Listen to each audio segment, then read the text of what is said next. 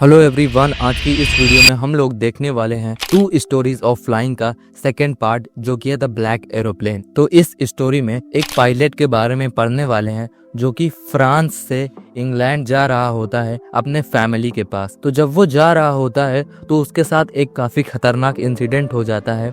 तो इस स्टोरी में हम उसी इंसिडेंट के बारे में पढ़ेंगे और समझेंगे कि वो इंसिडेंट एक्चुअली में क्या था। तो चलो स्टोरी को लाइन बाय लाइन और काफ़ी अच्छे तरीके से समझने की कोशिश करेंगे, जिससे कि तुमको स्टोरी का एकदम फील आ जाए। Let's begin. तो पायलट बोलता है, ईस्ट की ओर से मेरे पीछे चांद निकल रहा था और आसमान पूरा साफ था और तारे चमक रहे थे। आसमान में एक भी बादल नहीं थे।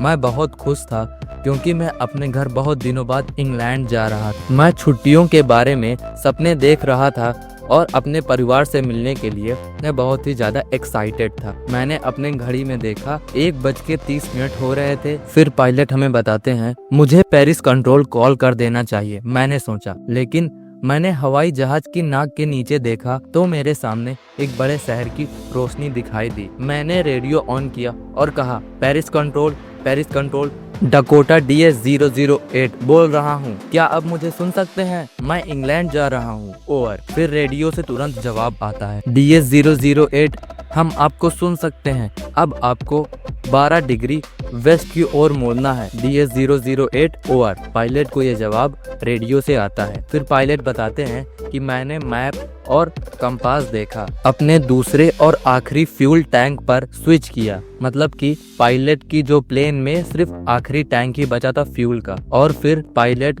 12 डिग्री वेस्ट की ओर अपनी प्लेन को घुमा लेते हैं। फिर पायलट सोचता है, मैं समय पर नाश्ते के लिए पहुंच जाऊंगा। एक अच्छा बड़ा इंग्लैंड का नाश्ता। यहाँ पर जो पायलट होते हैं वो अपनी फैमिली के साथ डिनर करने के लिए सोच रहे होते हैं। सब कुछ ठीक चल रहा था।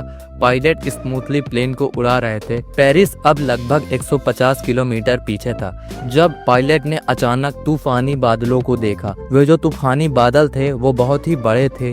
वे काले काले पहाड़ों की तरह लग रहे थे। मेरे सामने आसमान में खड़े थे। मैं जानता था कि मैं इनके ऊपर नहीं उड़ सकता और मेरे पास इतना फ्यूल भी नहीं है कि मैं अपनी प्लेन को मोड़कर दूसरी डायरेक्शन से जा सकूं। मुझे पेरिस वापस लौट जाना चाहिए, मैंने सोचा, लेकिन मैं घर पहुंचना चाहता हूं। मैं अपने फैमिली के साथ डिनर करना चाहता हूं। ये सारी चीजें सोचकर पायलट एक काफी खतरनाक और रिस्की डिसीजन लेते हैं और वो अपनी प्लेन को सीधे उस तूफान में उड़ाने लगते हैं। बादलों के अंदर सब कुछ काला हो गया था। एरोप्लेन के बाहर कुछ भी दिखाई नहीं दे रहा था। डकोटा एरोप्लेन जो था वो बहुत ही पुराना था, इसीलिए इस ब्लैक स्ट्रॉम में उछल रही थी और घूम जा रही थी। फिर उसके बाद पायलट कंपास को अपने देखते हैं डायरेक्शन देखने के लिए।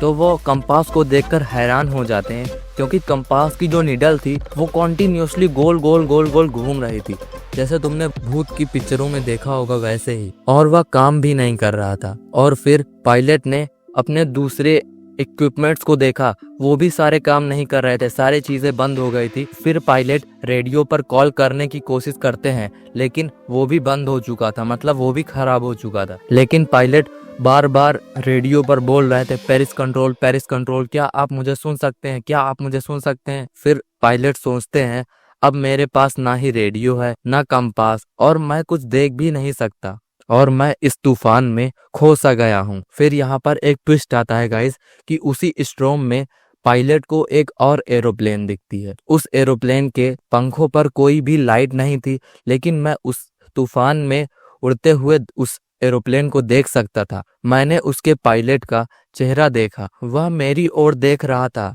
मैं बहुत खुश हुआ कि कोई और इंसान यहाँ है। फिर उस जो एरोप्लेन अभी पायलट को दिखी थी, उसके अंदर जो बैठा पायलट था उसने अपना हाथ उठाकर इशारा किया, मेरे पीछे आओ। वह कह रहा था उसे पता है कि मैं खो गया हूँ। मैंने सोचा वह मेरी मदद करने की कोशिश कर रहा है। उसने अपना हवाई जहाज धीरे धीरे ईस्ट की ओर मोड़ा ताकि मैं उसका पीछा कर सकूं। मैं बहुत खुशी से उसका पीछा करने लगा जैसे कोई आज्ञाकारी बच्चा। आधे घंटे हो गए थे और मैं उस ब्लैक एरोप्लेन का पीछा कर रहा था। अब मेरे पुराने डकोटा में आखिरी टैंक में सिर्फ 5 या 10 मिनट का फ्यूल बचा था और फिर पायलट बहुत ही ज्यादा डर जाते हैं।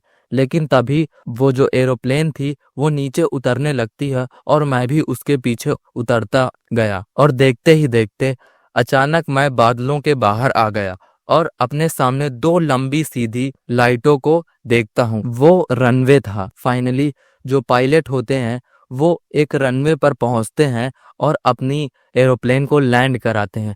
फिर उसके बाद पायलट अपनी ओल्ड डकोटा से उतरते हैं और राहत की सांस लेते हैं। फिर वो सोचते हैं कि वो ब्लैक एरोप्लेन कौन थी। वो पीछे मुड़कर देखते हैं और आसमान में इधर उधर देखने लगते हैं, लेकिन उनको वो एरोप्लेन कहीं भी नहीं दिखाई देती। लेकिन पायलट बहुत ही ज्यादा खुश होते हैं कि फाइनली वो बच गए। फिर उसके बाद पायलट कंट्रोल टावर के पास जाते हैं और कंट्रोल सेंटर में एक महिला से पूछते हैं कि वो जो दूसरी एरोप्लेन थी वो कौन थी। तो वो जो वुमेन रहती है वो हंसती है और पायलट को घूर कर देखने लगती है और कहती है कि दूसरी एरोप्लेन? इस तूफान में आज रात कोई और एरोप्लेन उड़ नहीं रही है। रडार पर मैंने सिर्फ आपकी ही एरोप्लेन को देखा था। तो फिर पायलट सोच में पड़ जाते हैं कि तो फिर किसने मेरी मदद की थी। बिना कंपास के, बिना रेडियो और बिना फ्यूल के वह ब्लैक एरोप्लेन का पायलट कौन था जो बिना लाइट के भी इस तूफान में उड़ रहा था और मेरी मदद की।